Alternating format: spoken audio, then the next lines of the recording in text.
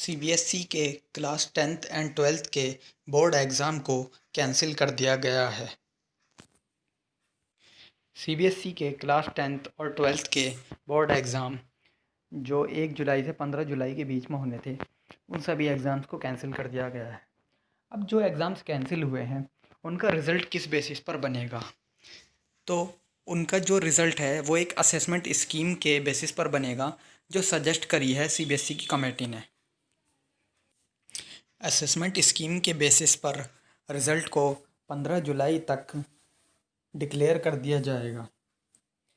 इस रिज़ल्ट को डिक्लेयर करने के बाद स्टूडेंट्स इस रिज़ल्ट के बेसिस पर हायर इंस्टीट्यूशंस में इंडिया में या फिर अब्रॉड में एडमिशन ले सकते हैं। सीबीएसई के क्लास 12th के जिन सब्जेक्ट्स का एग्ज़ाम 1 जुलाई 2020 से 15 जुलाई 2020 के बीच में होना था और वो एग्ज़ाम कैंसिल हो गए हैं, सीबीएसई उन सब्जेक्ट्स के लिए ऑप्शनल एग्ज़ाम कंडक्ट कराएगा।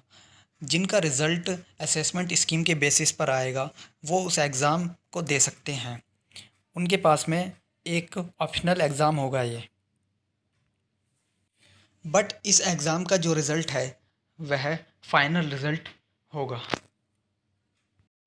क्लास 10th का कोई ऑप्शनल एग्ज़ाम कंडक्ट नहीं होगा। जो रिज़ल्ट उनका असेसमेंट स्कीम के बेसिस पर आएगा, वो ही उनका फाइनल रिज़ल्ट होगा। असेसमेंट स्कीम के बारे में बात करते हैं, जिसके बेसिस पर स्टूडेंट्स का रिज़ल्ट डिक्लेयर होगा। क्लास 10th एंड 12th के वो स्टूडेंट्स जिन्होंने अपने सभी एग्ज़ाम दिए हैं, उनका रिज़ल्ट उनके एग्ज़ाम की परफॉर्मेंस के ऊपर बनेगा। और वो स्टूडेंट्स जिन्होंने 3 से ज़्यादा एग्ज़ाम दिए हैं, उसमें से उनके बेस्ट 3 परफॉर्मिंग सब्जेक्ट्स के स्कोर को लिया जाएगा और उसके एवरेज जो निकल कर के आएगा, उसको उस सब्जेक्ट में दिया जाएगा जो एग्ज़ाम उस स्टूडेंट ने नहीं दिया है। वो स्टूडेंट्स जिन्होंने सिर्फ 3 सब्जेक्ट के एग्ज़ाम दिए हैं, उनके उसमें से 2 बेस्ट परफॉर्मिंग सब्जेक्ट के स्कोर का एवरेज कैलकुलेट करके उस सब्जेक्ट में दिया जाएगा जिसका एग्ज़ाम उन्होंने नहीं दिया है। सिर्फ कुछ ही ऐसे स्टूडेंट्स हैं क्लास 12th के जिन्होंने सिर्फ 1 या 2 सब्जेक्ट के एग्ज़ाम दिए हैं। उनका रिज़ल्ट उनकी इंटरनल, प्रैक्टिकल और प्रोजेक्ट असेसमेंट के बेसिस पर डिक्लेयर किया जाएगा।